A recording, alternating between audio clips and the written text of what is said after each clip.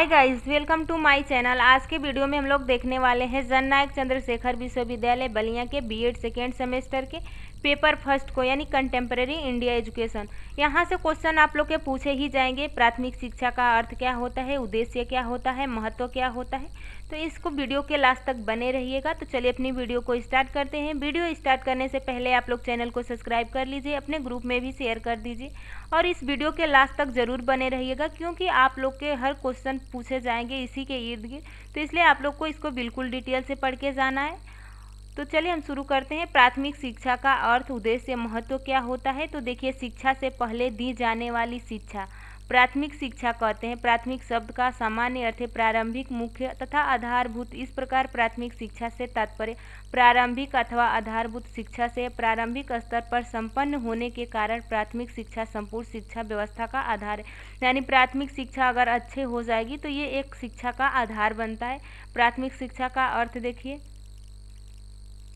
प्राथमिक शिक्षा शिक्षा रूपी भवन की नींव है, जिस पर शिक्षा भवन चिरकाल तक सुदृढ़ रह सकता है। प्राथमिक शिक्षा वह प्रकाश है जो जीवन के समस्त अंधकार को दूर कर बालक बालिकाओं में पवित्र संस्कार, भावनाओं, नवीन दृष्टिकोण और भावी विचारों को जन्म देता है, जिससे बालक के संपूर्ण जीवन प्रभावित होते हैं। शिक्षा का प्रथम स्तर प्राथमिक शिक्षा है, जो 6 से 11 वर्ष की आयु के बालक बालिकाओं को प्रदान की जाती है। इसमें पहली से 5वीं तक की कक्षाओं को हम सम्मिलित किया जाता है।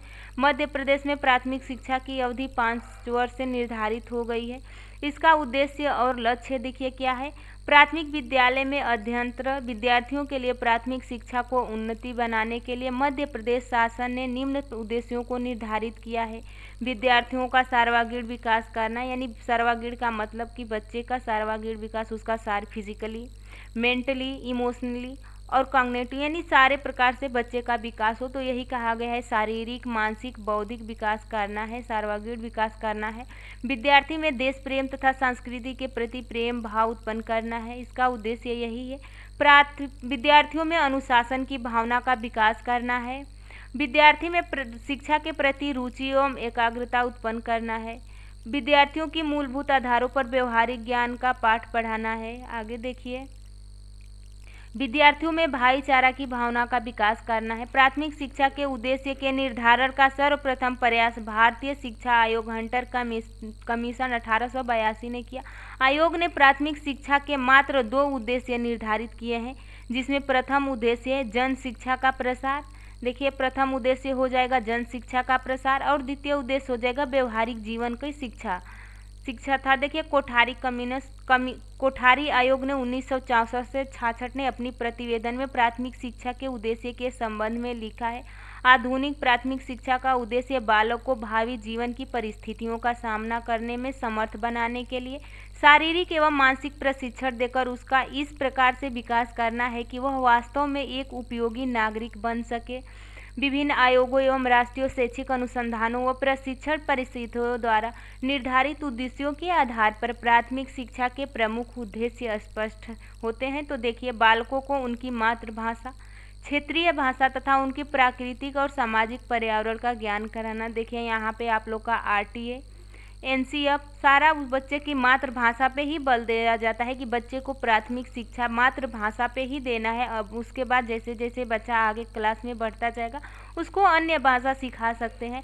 बालक को स्वस्थ नियमों का ज्ञान कराना, उन्हें स्वास्थ्यवर्धक क्रियाओं को प्रशिक्षण प्रदान करना, बालकों में सामूहिकता की भावना विकसित करना, उन्हें अस्पृश्यता, जातिवाद, सांप्रदायिकता का विरोध करना सिखाना, बालकों में सहिष्णुता का विकास करना तथा उनसे सांस्कृतिक क्रियाओं यथा उत्सव, लोकगीत, लोक नृत्य आदि में सहभागिता के लिए प्रोत्साहित करना, बालकों में सामाजिक, सांस्कृतिक, नैतिक, राजनैतिक तथा राष्ट्रीय मूल्यों का विकास करना तथा उनके नैतिक एवं चारित्रिक विकास करना, बालक को शारीरिक श्रम के अवसर प्रदान करना एवं उनमें शारीरिक श्रम के प्रति आदर भाव उत्पन्न करना तथा उनकी सृजनात्मक शक्ति का विकास करना, बालकों को पर्यावरण प्रदूषण के प्रति सचेत करना तथा उनमें वैज्ञानिक प्रवृत्तियों का विकास करना है। बालक के विभिन्न धर्मों को पैगंबरों तथा उनकी शिक्षाओं से परिचित कराना तथा उनमें सर्वधर्म समभाव विकसित करना। प्राथमिक शिक्षा प्राथमिक विद्यालयों में प्रदान की जाती है। प्राथमिक विद्यालय प्राथमिक शिक्षा का एक महत्वपूर्ण औपचारिक अभिकरण है। औपचारिक में आप लोग का समयबद्ध होता है, नियमबद्ध होता है, यानी इसका सही उदाहरण हो जाएगा आप लोग का विद्यालय। देखिए औपचारिक, अनौपचारिक, निरौपचारिक से क्वेश्चन आप लोग के पूछे ही जाएंगे। तो मैंने इसकी वीडियो ऑलरेडी आप लोग को अपलोड कर दिया है, आप लोग उस वीडियो को ज़रूर देखिएगा क्योंकि वहाँ से क्वेश्चन आप लोग से पूछे ही जाएंगे। तो अभिकरण तथा संपूर्ण शिक्षा व्यवस्था की आधारभूत संस्था है। बालक के शैक्षिक जीवन में प्राथमिक विद्यालय की विशेष भूमिका होती है। बालक की नियमित एवं व्यवस्थित शिक्षा को शुभारंभ प्राथमिक विद्यालय से ही होता है।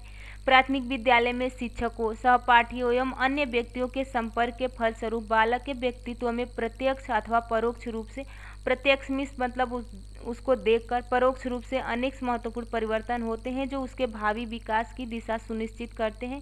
प्राथमिक विद्यालय बालक में सामाजिक मूल्यों का विकास कर उन्हें भावी सामाजिक भूमिकाओं के लिए तैयार करते हैं। बालकों के ज्ञान, कौशल एवं वृत्तियों को समाज सम्मत दिशा में विकास कर उन्हें प्रगति के पथ पर अग्रसर करते हैं। तो ये देखिए आप लोग का शिक्षा में, संक्षेप में शिक्षा के एक औपचारिक अभिकरण के रूप में बालक के विकास अथवा शिक्षा में प्राथमिक विद्यालयों की भूमिका निम्नवत है। प्राथमिक विद्यालय में बालक के क्रमबद्ध, संतुलन, सुसंगत विकास में सहायक है। प्राथमिक विद्यालय बालक के व्यक्तित्व को समाज सम्मत दिशा प्रदान करता है। प्राथमिक विद्यालय बालक के उज्जवल शैक्षिक भविष्य का निर्माण में सहायक होता है।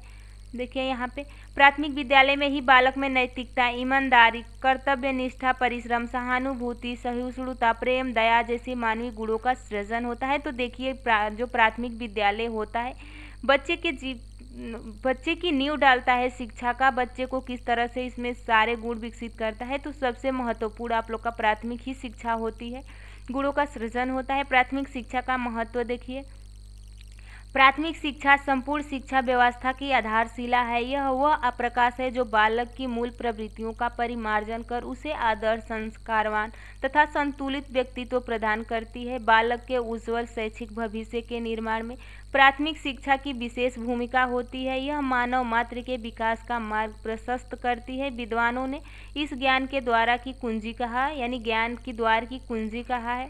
प्रत्येक व्यक्ति, समाज एवं राष्ट्र के जीवन में प्राथमिक शिक्षा प्रदान आवश्यकता की वस्तु है। यही वह प्रथम सोपान है जिसे सफलतापूर्वक पार करके ही कोई भी व्यक्ति, समाज एवं राष्ट्र अपने अभीष्ट लक्ष्य को प्राप्त कर सकता है। प्राथमिक शिक्षा मानव जीवन का अभिन्न अंग है। आधुनिक प्रगतिशील युग में प्राथमिक शिक्षा की समुचित व्यवस्था किए बिना कोई भी राष्ट्र प्रगति के शिखर पर आसानी से नहीं हो सकता है। प्राथमिक शिक्षा का पतन राष्ट्रीय पतन का संकेत होता है। तो ये सारे आप लोग का देखिए, इस संदर्भ में स्वामी विवेकानंद का कथन उल्लेखनीय है। मेरे विचार में जन साधारण की अवहेलना महान राष्ट्रीय पाप है तथा हमारे पतन के कारण में से एक है। सब राजनीति कुछ समय तक विफल रहेगी जब तक कि भारत में जन साधारण को एक बार फिर भली प्रकार से शिक्षित न कर लिया जाएगा। तो ये आप लोग के प्राथमिक शिक्षा का उद्देश्य था, विशेषताएं थी, लक्ष्य था, और यहाँ से क्वेश्चन आप लोग के पूछे ही जाएंगे क्योंकि अब मैं आप लोग को वही टॉपिक पढ़ा रही हूँ जहाँ से आप लोग के क्वेश्चन पूछे जाएंगे। तो चलिए नेक्स्ट वीडियो में बहुत जल्द मिलेंगे। आप लोग चैनल को सब्सक्राइब कर लीजिएगा और कमेंट में ज़रूर बताइएगा कि आप लोग को वीडियो कैसी लगी हो। अगर पसंद आई हो तो लाइक भी कीजिएगा। तो चलिए नेक्स्ट वीडियो में बहुत जल्द मिलेंगे, तब तक के लिए बाय बाय।